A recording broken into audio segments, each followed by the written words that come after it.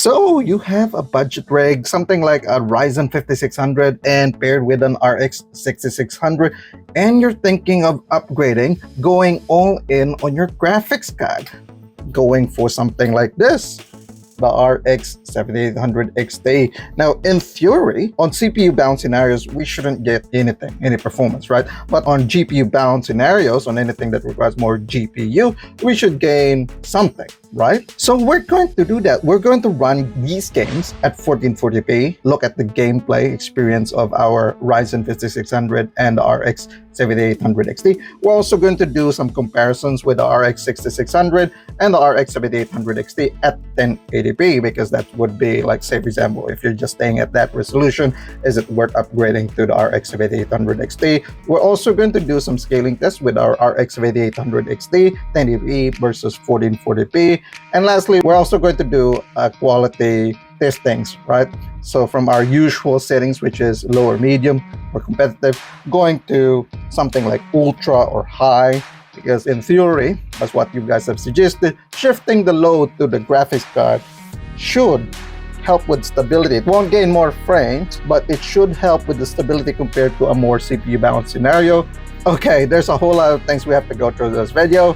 Let's start with our first game, Warzone, and you can see right here that we are clearly bottlenecked by our processor, because our GPU is not even like maxed out. Like, what's that, 60-70%? It's okay. Like, yeah, as you see, you are bottlenecked by the processor. Your FPS is around 120, 130. The lows are pretty okay.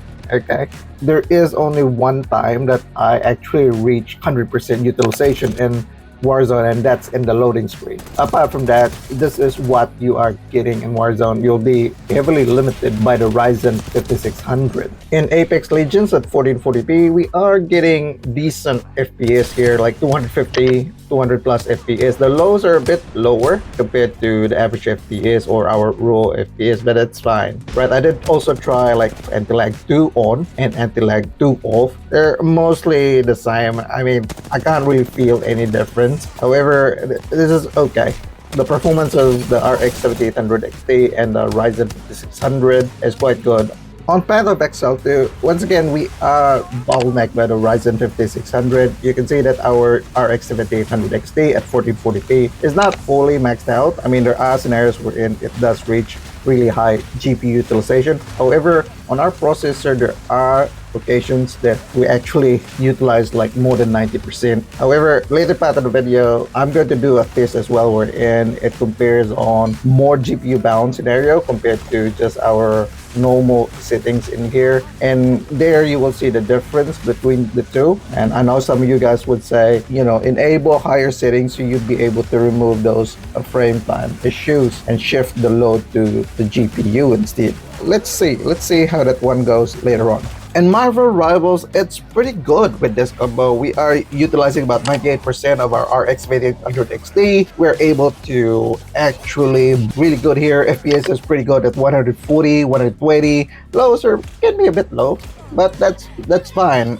Like, even with multiple effects, we are doing well with our Ryzen 5600 and our RX 7800 XT combo. This is a decent experience. I'm pretty happy with this one. So if you're looking at upgrading your GPU and just playing this game, yeah, it's a good call on this game. In Fortnite performance mode 1440p, we're not actually using a lot of our GPU resource here. We are pushing our frame rates. However, it's not as high as I want it to be. GPU utilization is only at 40%, so that's pretty low. It's about 200 plus FPS, so sometimes even lower, with lows at around 90, 97. And here, yeah, it's not as good. I was expecting a little bit more, but hey, in this mode, obviously you are relying more on your CPU if you want more frame rates. And I know you're going to say you need to use more GPU intensive settings. However, this is Fortnite, boys. If you want to play this game and you want to win, you gotta play on performance mode because you wanted more visibility and faster response time. Next game is PUBG. Now, this game's performance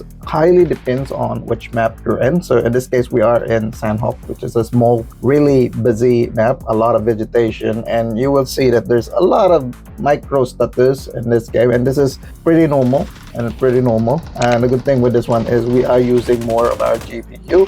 However, we're able to hit our shots here about 140 to 200 FPS depending on where you're placed. The lows can be a little bit lower. However, the experience is okay. It's okay.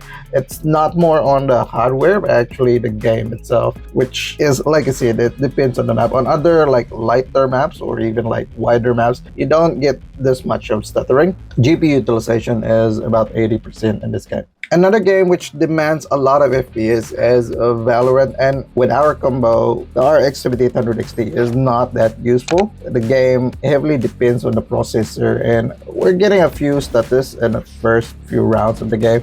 However, after one full game, those status, the random status will disappear, and this is manageable. Getting pretty decent FPS here. As I've said, it's more dependent on the processor rather than actually the GPU. So it's probably not worth it to upgrade to a better GPU if you just play Valorant. Performance on Delta Force is still not as good as I want it to be. At 1440p competitive settings, we're getting maybe less than 100 FPS on some scenarios, although you may get like higher than that at certain times as well.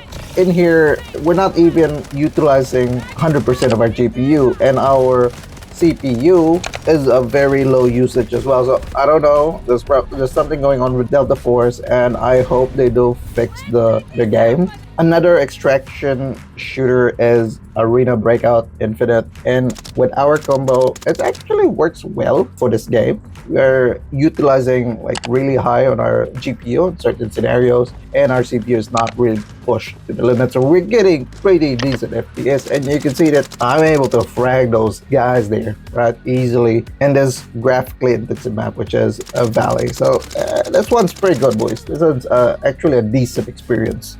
In Helldivers 2, we are mostly bottlenecked by our processor here, and you can see that our FPS is just around 70. We're not utilizing much of our GPU resource. We're just hovering at around 80% utilization. However, our processor is about 77-78% utilization. So that means, yeah, we're definitely reliant on our processor here. Later on in the video, we will try to set our settings like really high and compare if we get a better experience by shifting most of the load into the GPU. And before we proceed with our RX 6600 and RX 7800 XT comparison, if you like videos like these guys, don't forget to subscribe to the channel. Okay, let's start with our first comparison. At 1080p Warzone, you can see that when we're going through just a basic running benchmark, we are getting higher average FPS for the RX 7800 XT. However, when we shift towards the firing benchmark, you will see that the performance will relatively move closer or similar to each other. That's because we are bottlenecked by our processor here, which is, yeah, expected. In Apex Legends 1080p, you can see that our average FPS or our raw FPS is quite high on the RX 7800 XT, which is expected. However, when you look at the lows as we go through this heavy action scenarios, you can see that it does drop for both, right? And the gap is really like close to each other. So there's that, because that's where we would see like where GPU bottleneck for both these scenarios. When we go to static scene, however, the lead becomes more obvious again in favor to the RX 7800 XT. So you would have to take that into consideration if you're looking at upgrading. In Path of Exile 2, 1080p, you will see that both cards will perform roughly the same at the start, right? They're a bit stable, but as we go through the benchmark, you will now notice the difference between the two cards. This is where the RX 7800 XT will kick in. That's a huge lead compared to our current RX 6600. And for that 1080p performance mode, you will notice that the performance is roughly more or less the same. Yeah, there are a little bit of differences, but we are bottlenecked by our Ryzen 5600 here, hence why the performance is roughly the same. Probably not wise to upgrade your graphics processor. Maybe upgrade it to an X3D processor. You will gain much more FPS.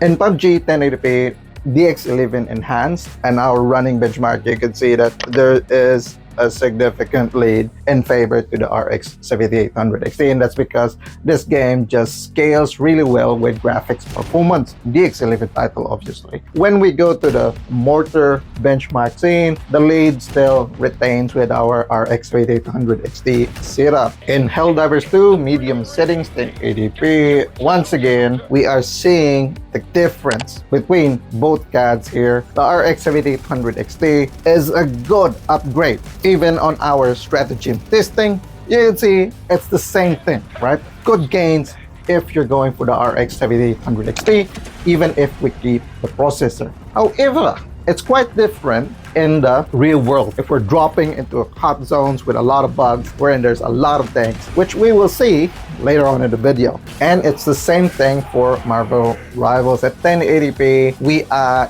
gaining a whole lot of FPS with our RX 7800 XT. So this is a wise upgrade. So if you're just playing this game and you want to upgrade your GPU, you will gain a whole lot of FPS over the RX 6600. There is much more load on the CPU as well. However, it's still good, right? It's still manageable. It's not really really hard limited.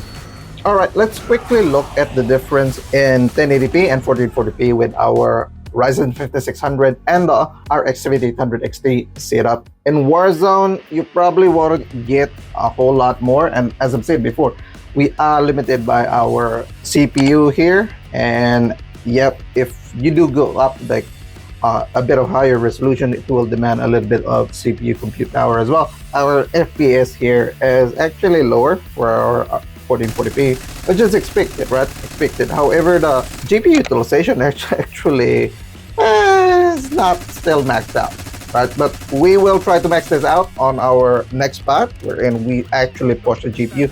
In Apex Legends, as we go through the heavy action scenario, we will see a little bit of decrease in performance as we go to 1440p, which is expected. Not a whole lot of decrease. A good chunk of our FPS is a bit lower, which is expected as we increase our resolution.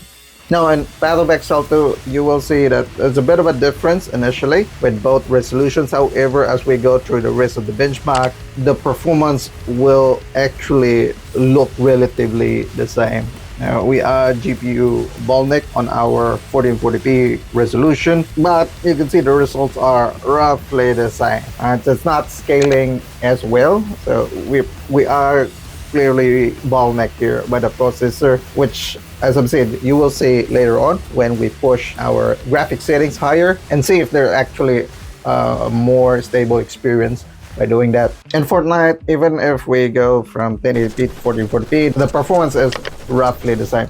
As I've said, we're not GPU bottleneck here, so we are more reliant on the processor, so it's not much, right? There's not much difference here.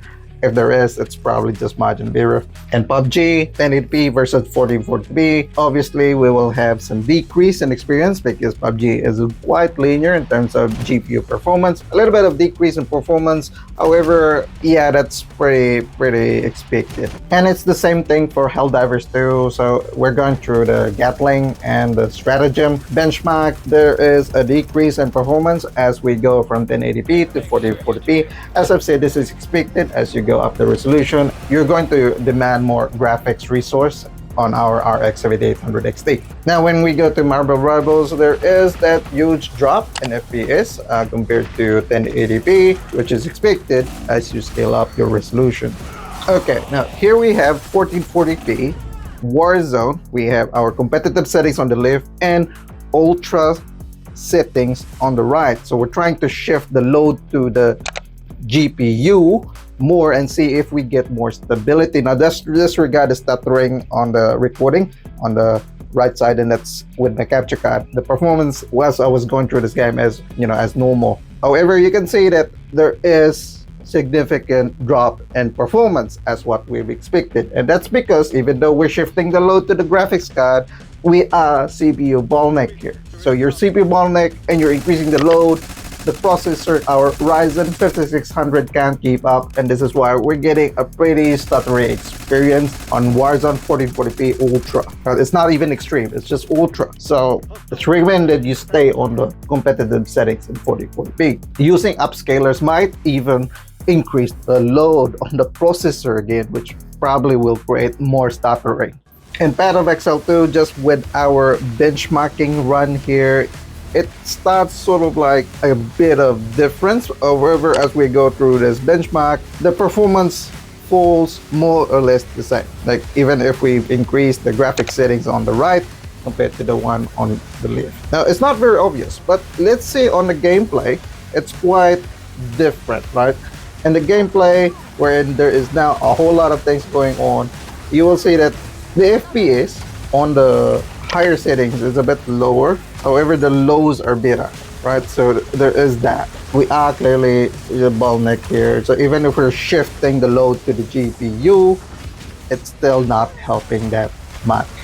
Now in Helldivers 2, we do get CPU bound scenarios when we're actually hell diving at super hell dive. However, in our benchmark run here, you can see this is more like a graphics benchmark. The right one, the higher settings one, will have lower FPS compared to the medium one. However, when we are hell diving and super hell dive difficulty with determined bugs, you can see that the performance of the higher settings ones, even if we push it for more graphical fidelity, we are still limited by our processor. And this is why, yeah, in theory, we should have better stability. However, in the real world, we don't get that. We're actually getting lower FPS. The stability is more or less the same. So what I would rather probably go with the medium settings on this case. So even though we're not bottlenecked by our graphics card, but we will eventually get bottlenecked by our CPU regardless which one you want to go. Wow, I think the results were really interesting. I wasn't expecting that we get that experience with our high or ultra. We were expecting more stability, but we didn't get that, which is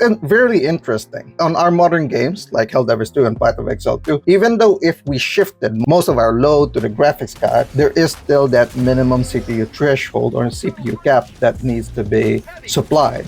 That's why when we shifted a whole lot of those settings over to our graphics card and our CPU still can't keep up with the demand, we didn't get extra performance. We even got like really bad stuttering on our Warzone, right? So a CPU upgrade is definitely something to consider rather than going all in on the graphics card. However, if you're on a budget, right, we did a testing on our Ryzen 5600 and this card right here, RX 6600 non-XT, on our previous video. So if you're keen on that, click this video right here and I'll see you guys over there.